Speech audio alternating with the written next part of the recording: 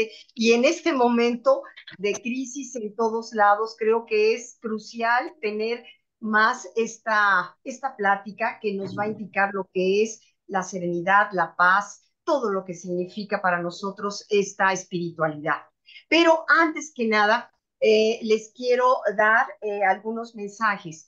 El doctor Carlos Pena tuvo una situación prevista y ofreció una disculpa, por lo que para la próxima vez esperemos que ya podamos estar contando con su presencia. Ustedes ya lo conocen y es un experto en desarrollo humano y espiritualidad también. Entonces, bueno, ya esperemos que él esté en la próxima. Así es que ahora tengo el privilegio, el agrado inmenso, inmenso de contar y de presentarles a mi queridísimo amigo de más de 10 años que nos conocemos, ¿verdad? Mi querido pastor Adoniram, en un grupo ecuménico que les platicaba que empezó en el Motolinía y de ahí creo que fue nuestro inicio de amistad. Y luego en algunas reuniones en televisión, ¿verdad? Mi queridísimo pastor Adoniram, ahí nos conocimos un poquito más. Okay. Y finalmente, pues, qué mejor, ¿verdad? Presentación, es un privilegio, de veras, y agradecidísima por todas las atenciones, mi querido Adonira. Muchísimas gracias, muchísimas gracias. Y para Muchas empezar, no sé si gracias. tú quieras, ajá, sí, te doy la palabra. Mm, No sé si es mi internet el que está fallando, pero te oigo muy cortada. Ah, yo te oigo bien, ustedes, por favor, los demás, ¿me oyen bien? A los ¿Me dos los oyen bien? escuchamos bien, Sí. sí. Muy bien, muchas ¿Todos bien? gracias. Disculpen Bien. ustedes. Ok, Ok. despreocúpate. Yo creo que lo principal ahorita, la pregunta sería, como te decía, hay algunas preguntas de algunas personas, ¿qué es la espiritualidad? ¿Qué es? Yo creo que como bien lo decías, es un término muy, muy amplio y depende de la ideología, de las creencias, de la religión de cada persona. Y finalmente es cómo concibo yo mi mundo interior y también el universo. Y eso es lo que considero yo que no tiene nada que ver con religión. Es algo que es espiritual y con mucho respeto hay que tener bien claro que puedo ser muy espiritual sin tener ninguna religión, aunque por supuesto, si ya estoy en una religión, pues me vuelvo más espiritual. Corrígeme, por favor, a mi queridísimo pastor Adoniram. Sería lo que menos me animaría a hacer yo, corregirte. Pero si ustedes me permiten, me gustaría robarles unos minutos, les prometo que no van a ser muchos, muchos, muchos, para hacer una presentación integral del tema. Perfecto. Y en función Oye, de Adoniram, esto, podríamos abundar en el diálogo. sí, oye, Adoniram, pastor, ¿cómo ves si a lo mejor, como se sigue cortando tu internet y tu voz, si apagas tu cámara, a lo mejor así puede estar ya nada más la voz y ya luego cuando haya diálogo, a lo Ok, mejor ya nos podemos poner ya con la carita. ¿Cómo ves? ¿Lo intentamos? está muy bien. Perfecto. Gracias, Adoniram. Gracias a ustedes. Bueno, agradezco mucho a Luz Yolanda su confianza y el que haya estado dispuesta a correr el riesgo de darme la oportunidad de participar de este muy interesante e importante espacio académico. A todos ustedes agradezco el favor de su atención. Hemos propuesto que el de la espiritualidad es un tema complejo y conflictivo. Las razones para ello son muchas. La primera es la obvia vinculación con lo espiritual, es decir, con lo intangible, con lo que no siempre puede ser comprobado pero tampoco del todo negado. Otra razón pudiera ser precisamente, Luz Yolanda, la connotación religiosa del término. Casi en automático, cuando se habla de espiritualidad, se piensa en las creencias religiosas, mismas que para muchos no tienen sustento y debieran ser superadas para propiciar el crecimiento integral de las personas y el desarrollo de una sociedad sustentada en el conocimiento científico. Dado que se asocia las creencias religiosas frecuentemente con la superchería, la manipulación, la ignorancia, lo espiritual es menospreciado e ignorado. Sin embargo, contra todas las predicciones y los deseos de muchos, las cuestiones espirituales, aún las espirituales ligadas a lo religioso, siguen estando vigentes en pleno siglo XXI.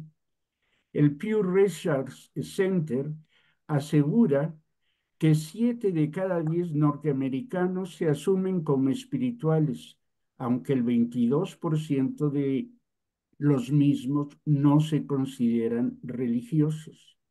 El mismo centro publicó otro estudio en abril de 2015 previendo que el porcentaje de ateos, agnósticos y los que no tienen una afiliación religiosa disminuirá de manera lenta pero constante del 16,4% de la población del mundo en esa fecha al 13,2% en los siguientes 40 años.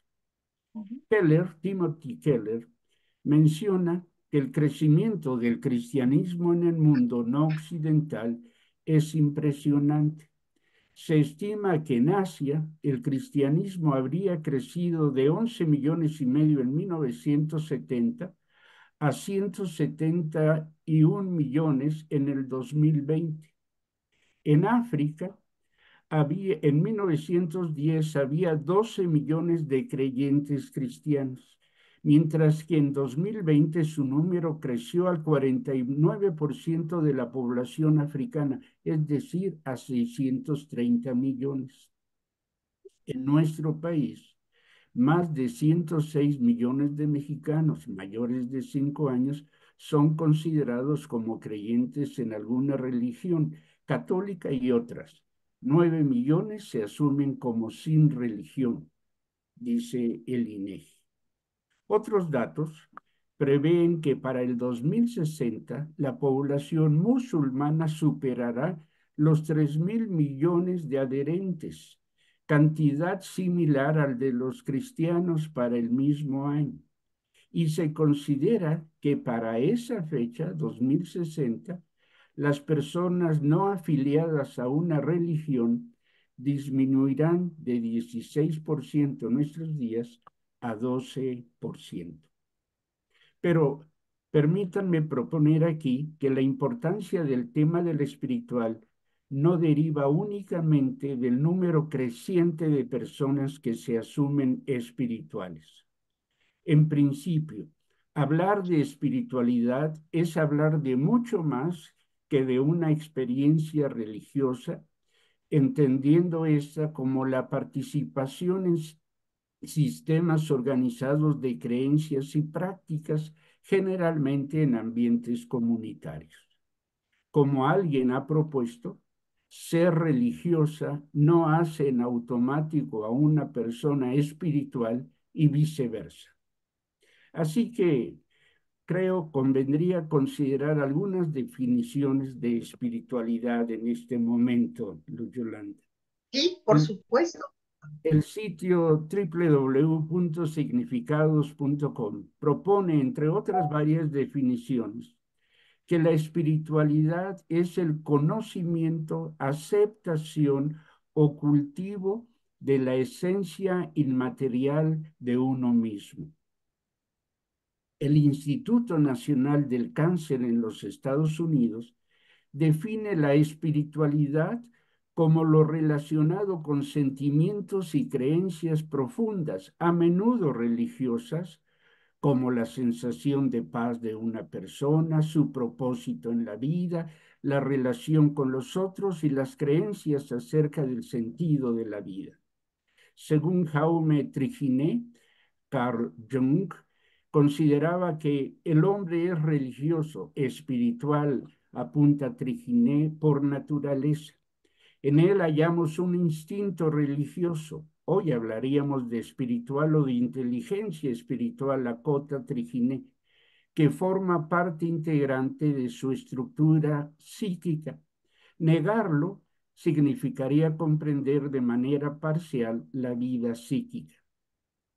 Déjenme abusar de su paciencia citando finalmente a Casaldáliga y Vidal, quienes definen: el espíritu de una persona es lo más profundo de su propio ser, sus motivaciones últimas, su ideal, su utopía, su pasión, la mística por la cual vive y lucha y con la cual contagia a otros. Creo que de estas y muchas otras definiciones de espiritualidad podríamos concluir que ésta tiene que ver con las creencias torales de la persona, mismas que determinan su cosmovisión, su consideración de sí misma y los modelos de relación con el otro. En lo personal, me atrevería a proponer a ustedes que la espiritualidad de la persona está determinada por a quién o a qué la persona rinde culto. Se trate de cuestiones sobrenaturales o no. De la definición que el diccionario actual hace, podemos concluir que rinde culto aquella que ofrece su cuidado, su honra y veneración, que celebra con reverencia a alguien o a algo. En cierta manera, rendir culto es elegir consciente e inconscientemente aquello que explica a la persona, que da sentido y dirección a sus pensamientos, sentimientos, quehacer de vida y relaciones afectivas y sociales. Culto y cultura van de la mano, son interdependientes. Y si, como lo define la Real Academia de la Lengua, cultura es el conjunto de conocimientos que permite a alguien desarrollar su juicio crítico, podemos entonces comprender la importancia de la espiritualidad de la persona, tanto en el desarrollo de su identidad, ya en su autocomprensión, ya en el cultivo de su imagen ante los otros, así como en el establecimiento de sus patrones relacionales, de pareja, familiares y sociales. Elías González dice: toda cultura está constituida por dos grandes ejes, los cuales están conectados a su vez entre sí: cosmovivencia y etos. González entiende y prefiere el término como cosmovivencia como el cómo del mundo, el cómo es el mundo. Y etos lo define como el cómo comportarse en el mundo. Y aquí conviene asumir el término mundo en el sentido de su etimología griega: orden, conjunto ordenado. Cabe preguntarnos respecto del cómo interpretamos en nuestros días lo que el mundo, el orden presente es, su razón, su dinámica, su pertinencia para la persona en lo particular, etcétera. Preguntarnos también, en función de tal cosmovivencia o cosmovisión, cuáles son los presupuestos que dan razón al comportamiento personal que elegimos, ya consciente, ya inconscientemente. Diversos autores proponen que los elementos que daban forma y sentido a la cosmovisión, a la cosmovivencia, diría González Gómez, eran la religión y la comunidad. Mikey Polanyi, dice que todas las personas tienen un sinnúmero de creencias sobre la realidad y la relevancia que vienen a través, que vienen a nosotros a través de la experiencia corporal, las autoridades en que confiamos y las comunidades de las que formamos parte. Adam B. Cohen señala que la religión es una base central para el juicio moral, moldea ampliamente la autoconceptuación, afecta fuertemente las relaciones interpersonales e intergrupales, brinda una interesante oportunidad para considerar la forma en que las fuerzas culturales moldean la psicología de las personas complejas. Pero he aquí que nosotros vivimos en plena posmodernidad. Y esto implica dos cuestiones importantes. La primera es que, dicho de manera simple y quizás hasta simplista y un tanto arbitraria, la posmodernidad tiene como uno de sus valores gobernantes la individualidad por sobre el interés común. La segunda cuestión tiene que ver con otro de tales valores, el del relativismo posmoderno. Uno de los presupuestos que se pretende fundamentan a la posmodernidad es la superación del imperio de la fe para dar paso al imperio de la razón. Así, de alguna manera, se pretende la fe, la espiritualidad tradicional, religiosa y comunitaria es dejada atrás ante el avance de la razón.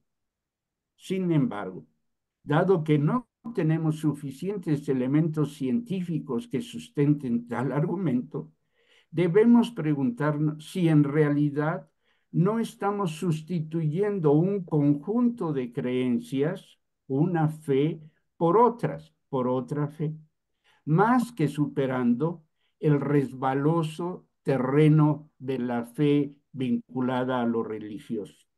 Es decir, conviene que nos preguntemos si no nos encontramos ante la emergencia de una espiritualidad diferente, sí, pero al fin y al cabo espiritualidad, es decir, sentimientos y creencias profundas como la sensación de paz de una persona, su propósito en la vida, la relación con los otros y las creencias acerca del sentido de la vida. Conviene, creo yo, que nos preguntemos si no estamos ante una espiritualidad secular, como algunos podríamos definirles. Me Ok. parece que es obvio que estamos ante la emergencia de una cultura que empodera el individualismo por sobre el bien común. Ya se trate de las relaciones bilaterales, las familiares o las sociales. Una cultura que entiende que la realización personal, como el tener más bienes, fama, poder, etcétera, además del presupuesto del relativismo que pretende que toda verdad es igualmente válida en tanto no entre en conflicto o limite la propia. Gerardo Castillo propone que el posmodernismo es el tiempo del yo. Si esto Ajá. es verdad, ¿qué tiene que ver? ¿Cómo afecta nuestra tarea de acompañamiento de aquellos que, confundidos en su interacción con nosotros, buscan respuestas a sus inquietudes vitales? Porque resulta que la transición de una espiritualidad tradicional a la que podríamos llamar una espiritualidad moderna secular no pareciera estar Ay, cumpliendo es que estoy oyendo con las expectativas mi de las conferencia. personas. Ajá. Pero Consi- dime, a ver. Considero y propongo a ustedes que son tres indicadores principales del fracaso de esta nueva espiritualidad que debemos considerar. El primero tiene que ver con la frustración como una constante de vida. Si la realización personal resulta de la capacidad para lograr, alcanzar, acumular bienes tangibles y hasta intangibles, la triste noticia es que nada es o parece ser suficiente. No es suficiente cuando se mide con lo que se desea, ni tampoco es suficiente cuando se compara con lo que otros han logrado. La paradoja es que este más se convierte con mayor frecuencia en un más menos. El esfuerzo propio, la determinación con la que se lucha y aún los sacrificios realizados no producen los resultados esperados, sobre todo los que tienen que ver con la satisfacción personal, con la autovaloración y con el sentido de trascendencia. Hay en los seres humanos una sensación, cuando no una convicción, de que la vida es más. Un escritor hebreo lo explicó diciendo que Dios puso eternidad en el corazón del hombre. Alguien, por cierto, que se asume como ateo, se refirió a esta inquietud como el zumbido que inquieta y revela que hay algo más, aunque no se entienda con claridad en qué consiste ello. Una de las consecuencias de esta frustración de vida es el desarrollo de lo que yo llamaría la resiliencia tóxica. Resiliencia es la capacidad de adaptación de un ser vivo frente a un agente perturbador o un estado o situación adversos, dice el diccionario. Tal definición presupone que de la confrontación con un agente perturbador o un estado o situación adversos, el resiliente desarrolla, adquiere la capacidad para superar tal agente, estado o situación y recuperar o mantener un equilibrio vital. Pero no es cierto que ante la frustración de vida hay quienes se levantan una y otra vez, vuelven a empezar una y otra vez, pero a final de cuentas aprenden a vivir frustrados y terminan atrapados en espirales de deterioro y degradación integral que los hacen más vulnerables y propensos a la frustración. Pienso, por ejemplo, en las familias de adictos que han aprendido a recoger al padre, al hermano, al hijo tirado en la calle, llevarlo a la casa, esconderlo, justificarlo, etcétera, una y otra vez. O la persona que va de una relación afectiva a otra, pero cada vez más desconfiada, dañada, siendo víctima y victimaria de aquellos con los que se relaciona. El segundo indicador tiene que ver con el egoísmo virulento que debilita la convivencia familiar y social. Cuando la persona pretende encontrar en sí misma el sentido de su vida, cuando se vuelve en su propio referente, pone en riesgo, debilitándolos, los lazos relacionales con los suyos. Quien se asume el centro requiere que los demás giren a su alrededor. Sus intereses serán prioritarios y, llegado el caso, los únicos importantes. Es su interés personal el referente para lo que está bien o lo que debe hacerse. Casi de forma natural, esta cultura explica y sustenta la violencia, tanto la violencia familiar como la que la delincuencia genera y hasta la violencia política y social que tanto está afectando a la sociedad en general. No explica esto muchos de los conflictos que enfrentan quienes nos consultan? El tercer elemento tiene que ver con la confusión de vida.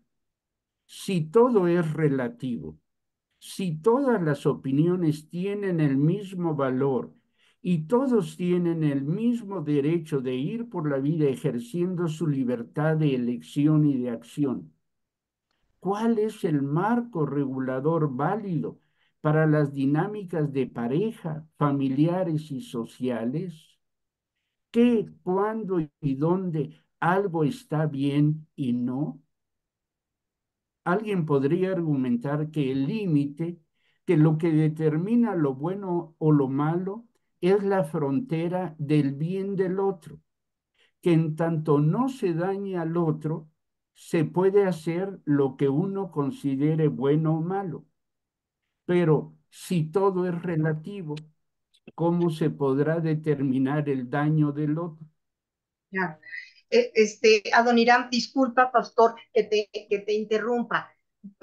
Mira, hay otras personas que ya están ahorita entrando. ¿Podrías encender tu cámara? Ojalá que ya el internet ya no se corte y si no, pues otra vez lo volvemos a poner, Muy a bien. quitar.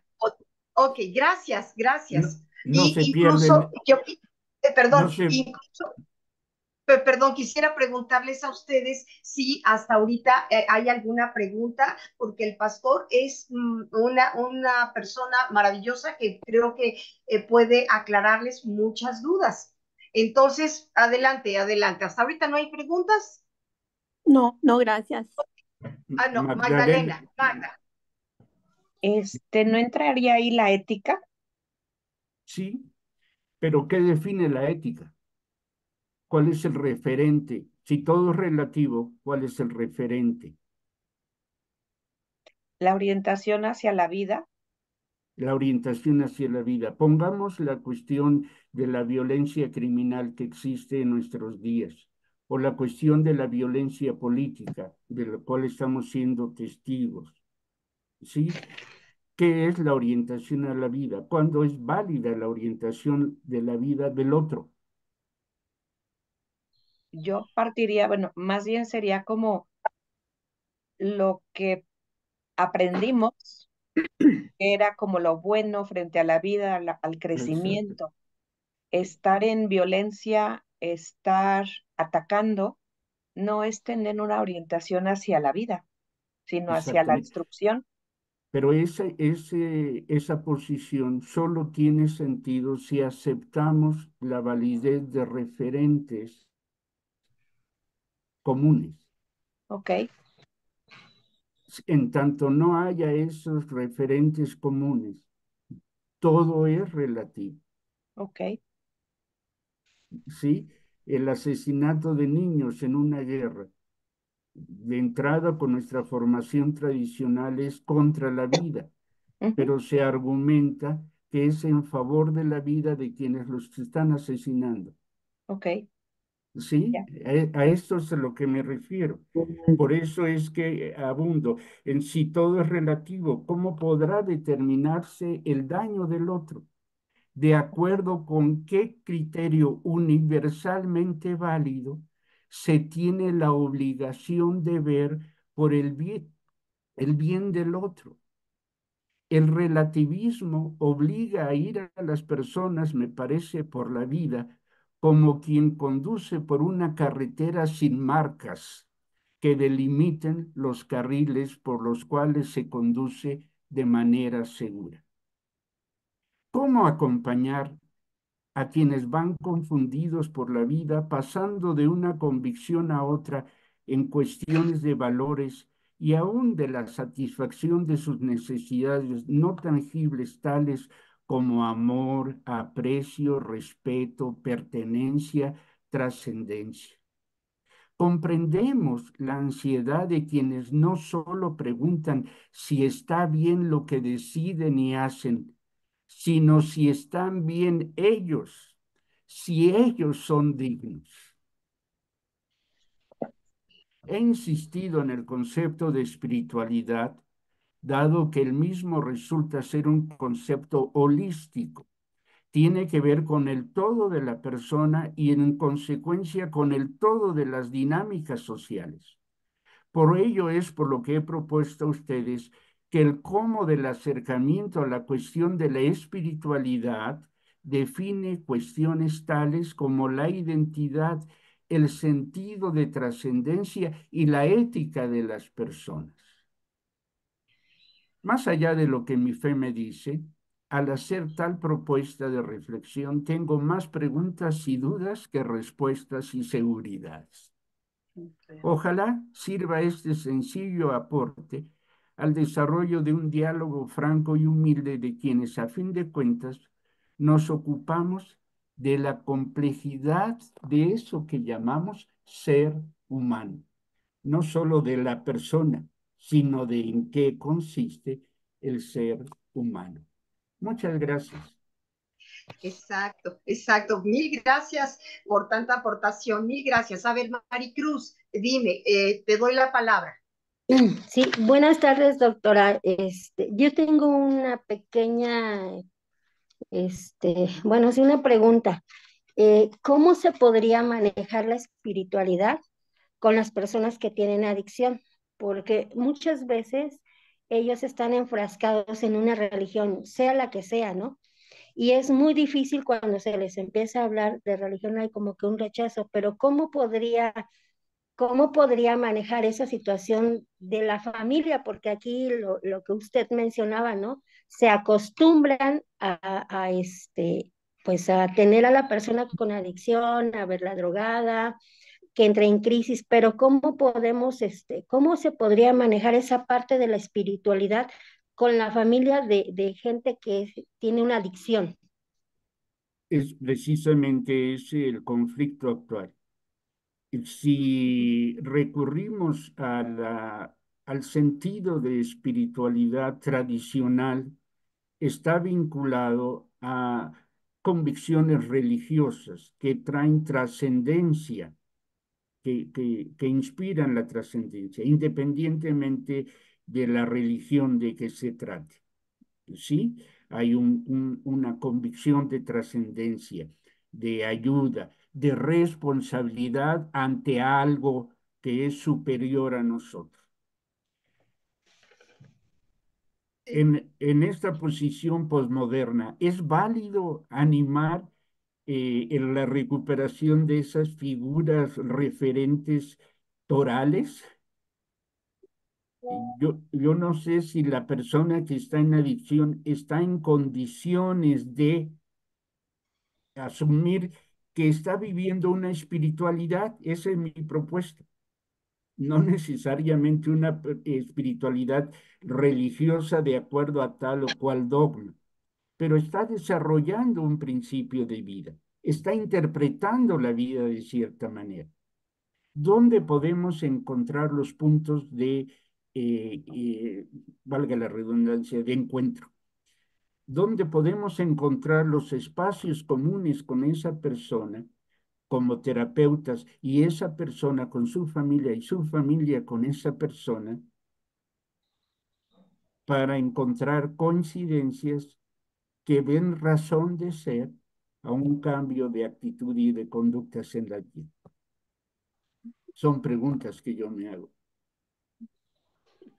Sí, efectivamente. Y Maricruz, no sé si te quedó claro, es finalmente Sí. ayudarles a la persona a buscar dentro de sí cuáles son sus verdaderos dones, su voz interior, que Su, eso es lo más importante. su Su voz sentido de interior, su vida. sentido de vida, la conciencia, esa parte de estar con ellos, es despertarlos. Eso, así como resumiendo. Gracias, gracias, Gracias, Maricruz. doctora. Gracias. Pastor Adoniram. Gracias. ¿Alguna otra pregunta? Sí. Sí, doctor Juan Ramón. Bueno, antes que nada, muchas gracias por el aporte, por la propuesta y sobre Gracias. todo por la humildad de proponer esto como un tema de reflexión más que de verdades absolutas. Creo que eso no existe, ¿verdad? Entonces eso da una apertura para poder reflexionar y mirarlo desde diferentes puntos de vista. Eh, No sé si conocen a Ken Wilber. Sí, Ken Ken Wilber, claro, Wilber, de lo transpersonal. transpersonal. Un libro en donde habla de un concepto transracional dentro del proceso evolutivo del ser humano. ¿Ok? ¿Qué quiere decir? Bueno, primero soma, cuerpo, cerebro reptiliano, después cerebro mamífero, afectivo, después el cerebro racional y un concepto que él agrega que son las experiencias transracionales. ¿Ok? Y ahí es donde él pone como un punto de, ¿cómo llamarle? Como un emergente, perdón, como un emergente, la experiencia de la espiritualidad, ¿ok? No antes. Eh, no, estoy hablando de una propuesta también, no estoy diciendo que sea la realidad, ¿de acuerdo? Es una propuesta para revisar, porque en ese nivel, en lo transracional, tenemos que trascender las prisiones de nuestra cultura. Propone trascender las prisiones de nuestras, eh, mm, de los tiempos. Ok, ha hablado usted de posmodernidad, ¿de acuerdo? Pero eso significaría que la espiritualidad también evoluciona, que también cambia, que también se actualiza. Para mí la realidad es, como propuesta, repito, va más allá de algo que tenga que estarse actualizando. Va más allá de una creencia, va más allá de la cultura, de la sociedad, del tiempo y de la ideología predominante, incluso de la religión. ¿Ok? Eh, Porque hablaba usted también de una experiencia de fe. Repito, asumo totalmente lo que estoy diciendo como una parte de mis reflexiones, ¿de acuerdo? La mayor parte de la fe que se inculca en el mundo es una fe infantil, basada en pensamiento mágico o en pensamiento mítico. ¿Ok? ¿Por qué no le puedes decir a un moribundo o a alguien que tiene cáncer, ten fe, puede ocurrir un milagro? ¿Ok? Ese es pensamiento mágico. No hay sustento, no hay hechos, no hay acciones. ¿Ok?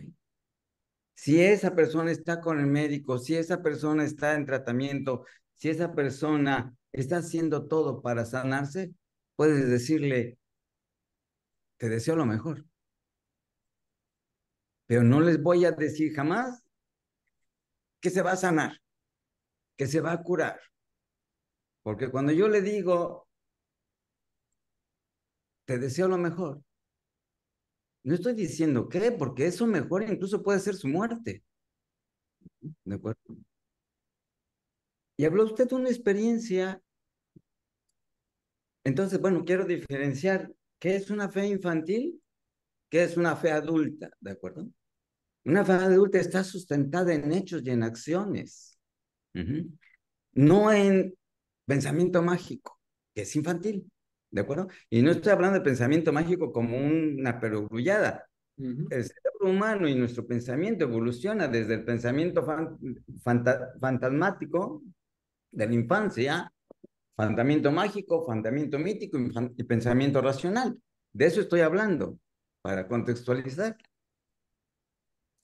Pero hay algo interesante. Usted habló de paz. ¿De acuerdo?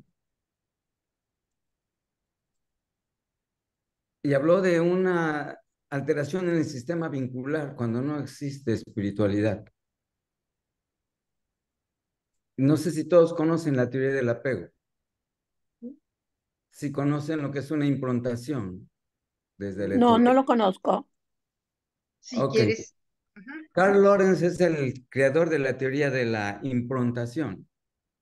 Y John Bowlby es el que propuso la teoría del apego, lo pueden revisar, ¿de acuerdo?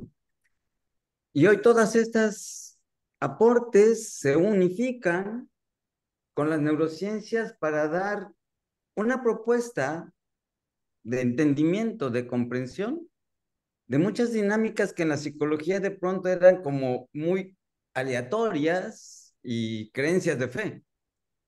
hoy se están demostrando que existen realidades neurofisiológicas para poder comprender, de alguna manera explicarnos, ¿verdad? Toda esta fenomenología de experiencias espirituales, por ejemplo, que estamos hablando, ¿ok? La mayor parte de la forma en cómo nos vinculamos es cierto que está fundada en creencias, en patrones conductuales, pero no nos llegaron de la nada. Fueron aprendidos más inconscientemente durante nuestra primera infancia. ¿Ok?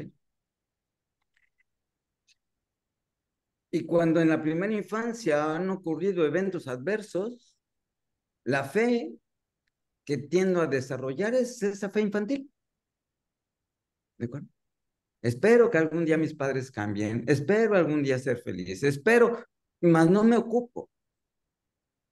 De hecho, ni siquiera me ocupo de mí, no me preparo para desarrollar mi potencial como persona. ¿De acuerdo? Entonces, diferenciando esta fe, sabiendo que los vínculos tienen en un aprendizaje desde la infancia, ¿de acuerdo?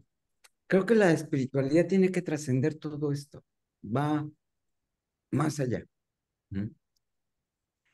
Y poder diferenciar que sí es una experiencia espiritual, que ha escalado todos estos procesos evolutivos desde lo mágico, mítico, racional, transracional, desde lo vincular, desde la prisión de mi cultura, desde la prisión de mis creencias donde fui educado, desde la prisión de mis conceptos religiosos y expandirme más allá.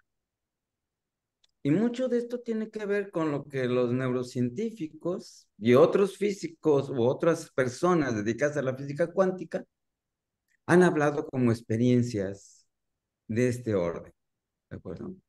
Entonces hay libros como la teoría holográfica, el libro mismo de Ken Wilber sobre, creo que no recuerdo el nombre, se llama, paradójicamente el libro se llama Sexo, otra cosa, pero es de Ken Wilber. Es de una trilogía de libros. Es decir, todo esto yo lo pongo en la mesa, pero son cuestionamientos a los que le estoy dando voz frente a ustedes, ¿de acuerdo? No estoy hablando de ninguna manera de que esta es mi verdad, de que esto es absoluto, de ninguna manera. Lo que estoy proponiendo estoy reflexionando en voz alta frente a ustedes. Gracias. Bueno, eso es lo que quería comentar. Oye, si me permites, sí, interesante lo que mencionas. Fíjate que creo que también se basa mucho en la parte de educación, la parte de todo lo que nuestros padres no influyen, ahí están las creencias, y esa fe que mencionas, esa parte que es la parte mágica y luego se va convirtiendo precisamente, por eso vienen los conflictos y las crisis. Por favor, corríjanme los demás expertos. De hecho, hasta Mafalda decía, lo he repetido mucho, estamos siendo siempre en crisis porque ¿qué es lo que me está pasando a mí? ¿Qué es lo que tengo que hacer? Y tenemos la crisis de los 10 años en la adolescencia, los 18, los 20, 30 años, etcétera. Entonces, esa parte es un encuentro conmigo, esa parte es un encuentro conmigo que es de manera, como decía el pastor Adoniram, muy individual, muy personal, y precisamente eso es la búsqueda, como Víctor Franklin decía, darle sentido a la vida, buscarle el sentido a la vida. Entonces es ya algo muy, muy, muy personal. Y eso va a ir de la mano con la madurez, la evolución que la persona misma ha tenido, ha estado buscando. Y de ahí, ¿de qué depende? Pues de todas las redes sociales y de toda la parte que nos está influyendo muchísimo para ser completamente materialistas, y se nos ha olvidado la parte espiritual.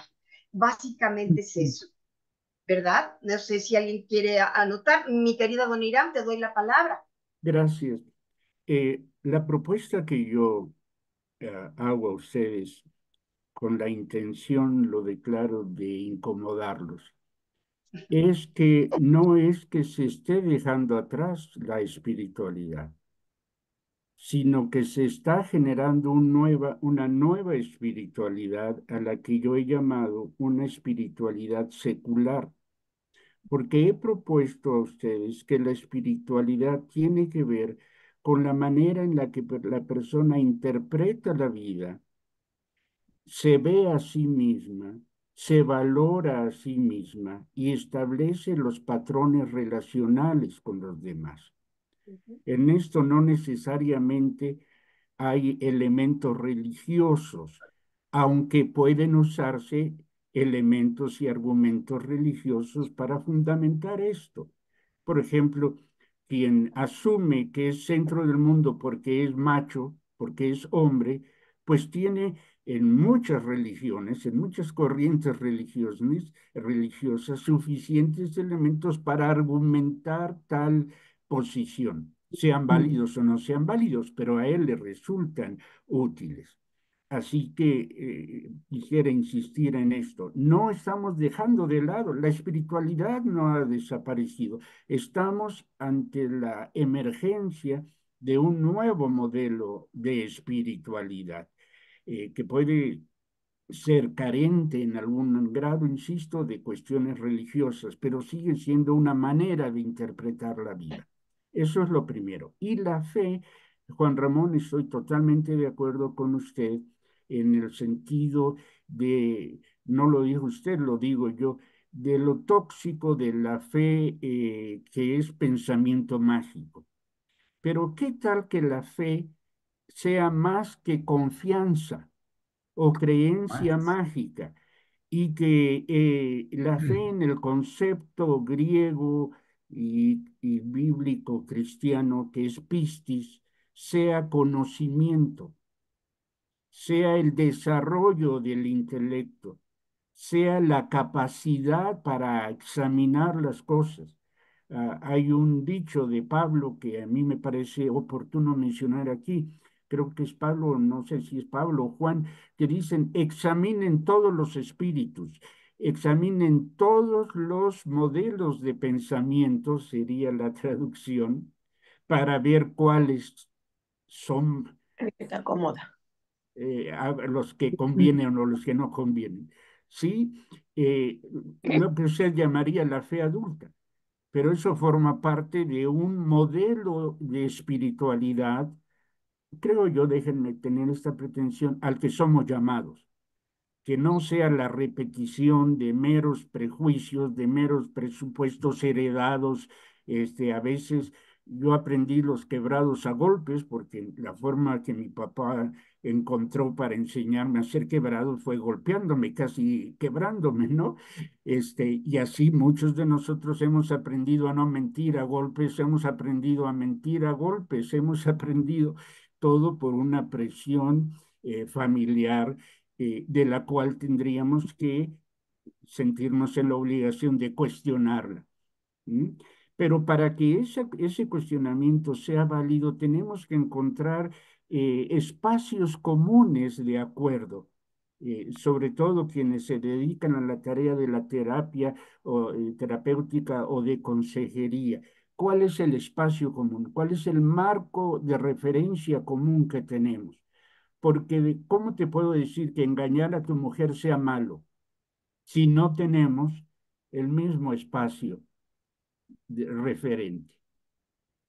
¿Sí? Lo cual es una tarea difícil, pero que la tenemos por delante y que creo que cada vez se va a complicar más, porque termino este momento diciendo, ¿cuántos de ustedes solo han tenido pacientes o clientes de una sola vez? Porque no dijeron lo que él esperaba que dijeran. Claro. ¿Sí? Y entonces hubo un conflicto espiritual ahí, porque fueron dos concepciones de vida diferentes las que estaban queriendo ponerse al mismo tiempo. Gracias, Luz Yolanda. Y Gracias, gracias, gracias. Juan Ramón. A usted. Magdalena, Magda. Pues yo le agradezco porque me deja usted, Adonirán, me deja con cuestionamientos fuertes en el sentido de que partiendo de lo que usted nos acaba de exponer, me hace referencia a que con estos aparatitos que tenemos, que qué bueno que existen, pero qué mal que existen por el exceso uso.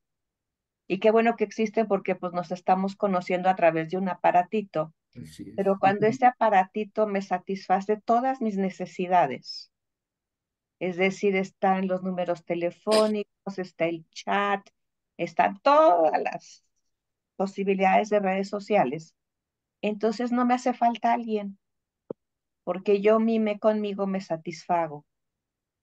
Entonces lo que usted hace referencia es muy cuestionante para ver cómo podemos regresar a esos vínculos de manera diferente. Yo aprendí las tablas de multiplicar con mucho susto, porque nada más no se me daba. Y tengo la escena en casa de mi abuelita, me va a recoger mi papá y yo me tenía que haber aprendido la tabla del 3 y me dediqué a jugar, ¿verdad? No me pegaron, pero sí era sentirme bastante mal. Y ahora, como todo es fácil, antes Mm, había que ahorrar para ir comprando poco a poco. Y ahorita lo que hay son exigencias de que quiero tener lo último que está de moda. Entonces, luchar, más que luchar, porque luchar es da flojera. Más bien, Muy fuerte. cómo atreverme a convencer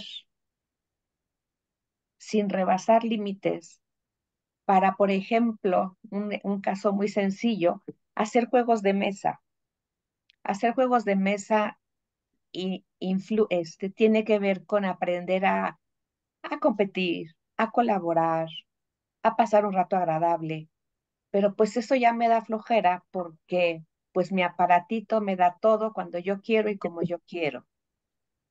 Entonces lo que usted habla del posmodernismo, que a mí no me gustan términos, la verdad, creo que mm, prefiero las palabras sencillas, pero sí lo que estamos viviendo y sobre todo los que estamos aquí, hemos pasado de lo digital a lo, ¿no?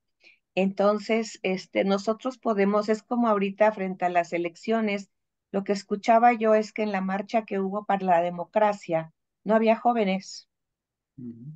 había pura gente mayor. Entonces, ¿cómo hacerle yo para poder estar frente a un grupo o a otra persona tratando de entender su mundo e invitarlo a que se cuestione, a que quiera tocar lo que no ha tocado y que le guste caminar ese camino? Ujú. Magdalena, yo creo que agradezco su aporte, pero quisiera preguntarle, ¿no será una de las cosas que somos llamados a hacer precisamente la confrontación, el incomodarnos a nosotros mismos y al otro? ¿sí? En principio estoy de acuerdo con la satisfacción que nos dan los recursos tecnológicos, pero ¿no es cierto que cada vez necesitamos más? Sí, es una En- adicción, es una adicción porque hay un vacío existencial, exactamente. reconocido o no reconocido en muchos casos, que tenemos que confrontar con nosotros mismos. Ujú. Eh, ¿Qué es lo que yo pretendo al estar en esta profesión? ¿Cuál es el satisfactor? Tuve la oportunidad de participar en entrenamiento para la recaudación de donativos con la tercera entidad más poderosa en recaudación de donativos. Y lo primero que nos dijeron fue, nunca deben olvidar que quien da generosamente intenta obtener un beneficio, no necesariamente el beneficio económico o material, sino el sentirse bueno. Así que en algo tan especial como eso, se hace evidente nuestros vacíos existenciales. Cuando nos ocupamos de ayudar, como decimos a la gente, cuál es la intención última. Y la cuestión de la confrontación a nosotros mismos, pero también la confrontación a los demás. Vende mejor no confrontar, pero al final de cuentas no hay resultados deseables en la no confrontación. Sí. Eh, pero quizá tengamos que aprender a decir, eso no está bien. ¿Pero por qué? Bueno, para mí no está bien. Ujú, Por esto, por esto, por esto. Si quieres ujú. que sigamos juntos, tendremos que encontrar algún punto de acuerdo para, si no aceptarlo, cuestionarnos, convenir, entender por qué es que yo digo esto y tú dices aquello, pero eso requiere de una confrontación Ujú. y de Sí. una pérdida, porque todo el que confronta termina perdiendo algo.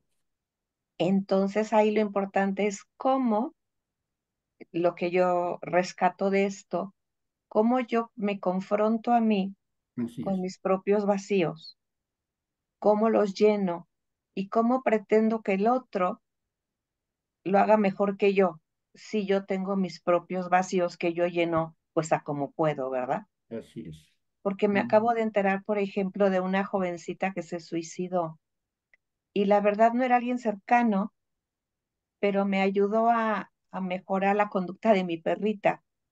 mm, Y se veía una jovencita muy prometedora y me dolió simplemente porque dije, ¿cómo esta muchachita qué habrá pasado? ¿Por dónde habrá pasado?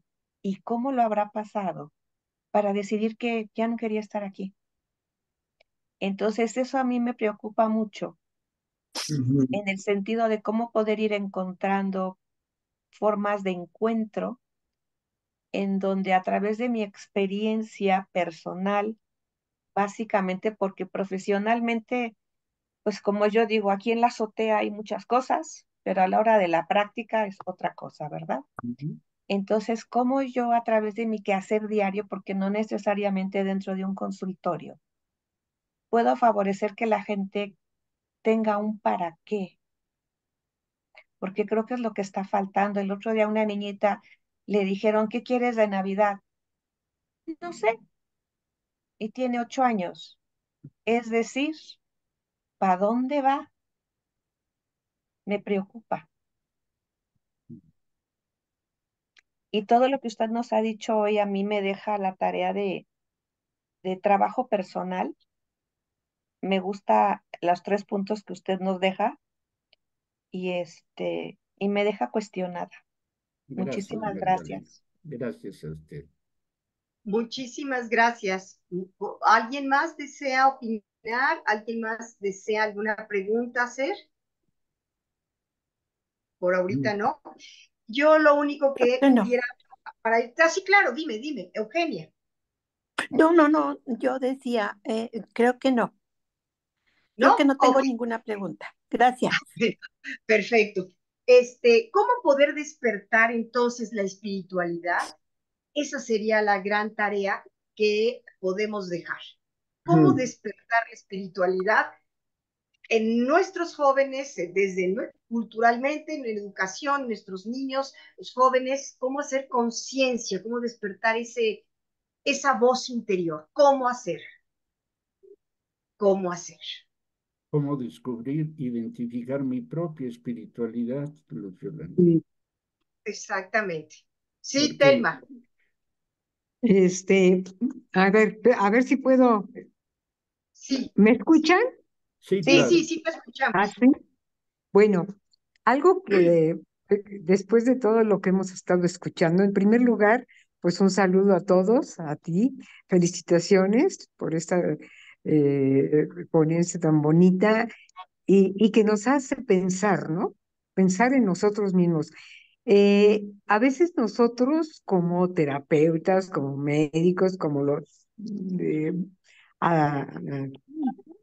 portadores de salud, ¿sí? Vemos mucho lo de enfrente, pero no, no vemos lo nuestro, hacia dónde no podemos, no tenemos espiritualidad y queremos que los demás lo tengan.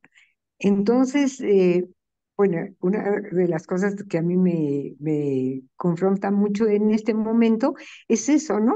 Ver en qué yo estoy, en dónde estoy, cómo me estoy llenando, cómo estoy llenando mi espíritu, cómo me estoy entendiendo para poder así ya, pues no decir que ayudar mucho, ¿no?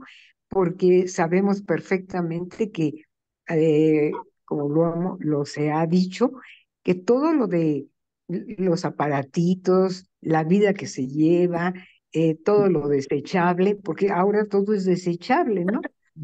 Entonces, esta parte, pues los jóvenes la han adoptado como, decía el maestro, como una parte espiritual de ellos, en donde sí es muy difícil trabajar con un joven en ese sentido o con una persona enferma de adicción, etcétera, ¿no? Pero, pues yo siento, y es mi forma muy personal, que podemos empezar por nosotros mismos primero para después poder ir influyendo poco a poco, y tomando un punto de referencia con otra persona, ¿no? A lo mejor para el joven es el estudio, para otro joven es el juego, para otro, etcétera. Y poder empezar por ahí, como que sea la parte que nos una para poder mejorar la vida de estas personas, que no es nada fácil, eh, y que muchas veces no lo entendemos. Yo también acabo de tener una persona que se suicidó, un joven, ujú, y pero él, por ejemplo, esta persona, pues no deseaba que lo ayudara a nadie tampoco, ¿no? O sea, no quería mm, platicar, no quería, no había apertura de parte de él para cuando se tocaba algo más espiritual. Y como lo dijo Juan Ramón también, y las maestras, Mayona, eh, viene de lo más profundo, a veces viene desde antes de nacer o desde el nacimiento o desde que nos estamos formando, y que son familias que viven una vida de mucho dolor y de mucho sufrimiento, y que cuando ya son adolescentes, pues bueno, pues está ahí la situación que es más difícil llegarle a estas personas. Ujú. Es Gracias. Sí, una, un comentario. Ujú. perfecto, Telma, muchísimas gracias. Qué bueno, gracias por tu aportación. Mil gracias. Luis Yolanda, No sé, solo una claro, cuestión para inquietar claro. más. No, no, Usted, adelante. ustedes están muy jóvenes. Ustedes van a ver lo que yo ya no voy a ver por cuestión de mi edad. Pero va a llegar el momento en el que en México la eutanasia va a ser no solo legal, sino socialmente aceptada, como está sucediendo en otros lugares, en nuestros días.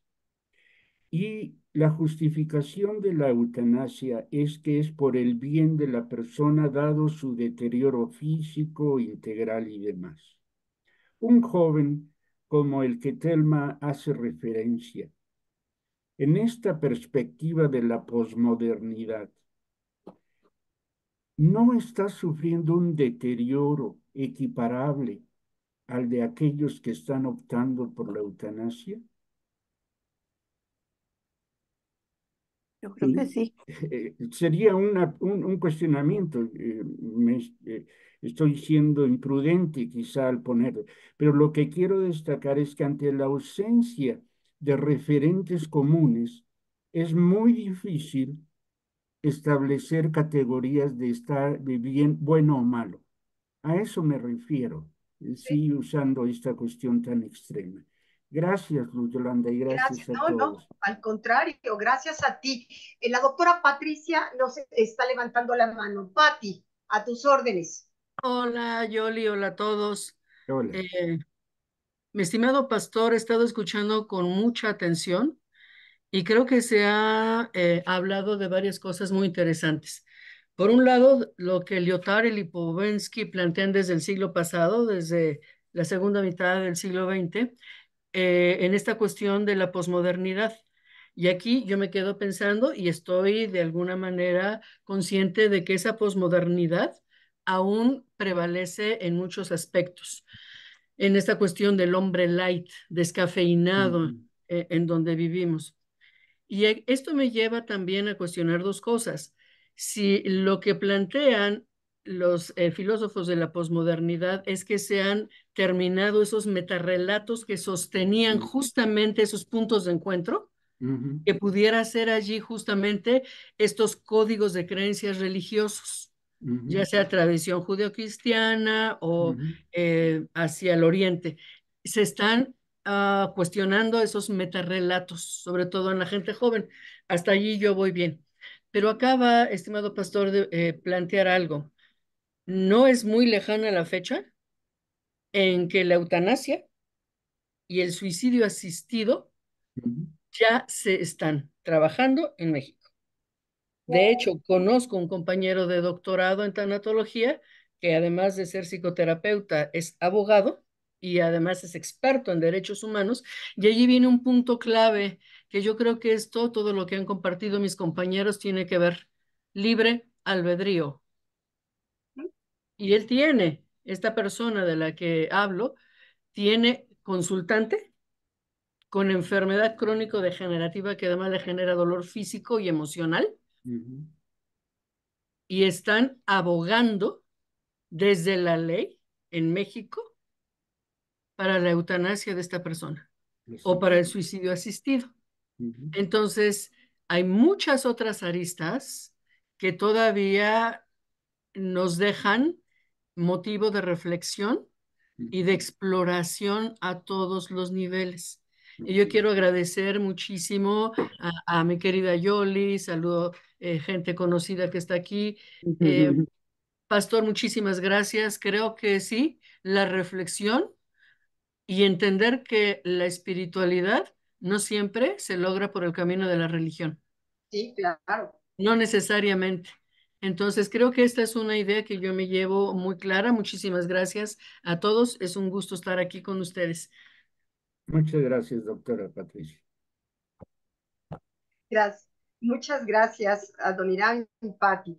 No sé si alguna de ustedes que están todavía aquí presentes quieren aportar o quieren comentar algo.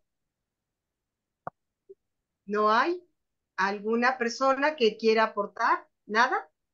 Ok. Nada, Bien. gracias. A ver, Adriana, sí, dime. Agradecer infinitamente pues a ti, Yoli, que nos das la oportunidad de estar en este tipo de reuniones tan enriquecedoras que nos dan otra perspectiva del sentido de la vida, de los problemas, de estos temas tan interesantes. Gracias al pastor, porque de verdad, yo que me dedico a la espiritualidad, me ha dejado pues con muchas reflexiones, porque uno maneja ciertas áreas, ¿no? Por ejemplo, yo todavía estoy lidiando con personas que hablar de religión y de espiritual están verdaderamente peleadas, o sea, no entienden que la espiritualidad es muy independientemente de la religiosidad, ¿no? Entonces, que hay temas más importantes como es el egoísmo, toda esta situación del mundo material en el que estamos viviendo, donde se están perdiendo los valores y los principios. Claro, en nuestra época fueron más firmes, más fundamentados y que han tenido que enfrentar estas situaciones de la tecnología, del modernismo, de muchas cosas y que definitivamente hay que fortalecer esa espiritualidad en nosotros, en las personas, en los jóvenes, sobre todo, porque vienen otras nuevas generaciones con esa que otra problemática, ¿no? Yo agradezco al pastor porque me deja con muchas reflexiones que voy a tener que ir pues atacando, porque sí, es muy interesante todo lo que él nos expuso y todo lo que nos ha dejado muy inquietos. Muchísimas gracias, pastor. Gracias, Adriana. Muchísimas gracias. Bueno, pues si no hay otra cosa, ya nos estamos pasando de tiempo. Juan Ramón, no sé si tengas algún comentario o alguien más. Agradecerles. Ay, tu micrófono, Juan Ramón, tu micrófono. No, solo agradecer la ponencia al doctor y el comentario de todas, muy amables. A ti Gracias. especialmente por organizar esto, gracias. Encantado. Pues, Pastora Don Irán, te agradezco muchísimo, enormemente agradecida por este espacio, por este tiempo que tú tuviste tan colaboradores como siempre. Y bueno, infinitamente agradecida. Mil gracias por todas tus aportaciones.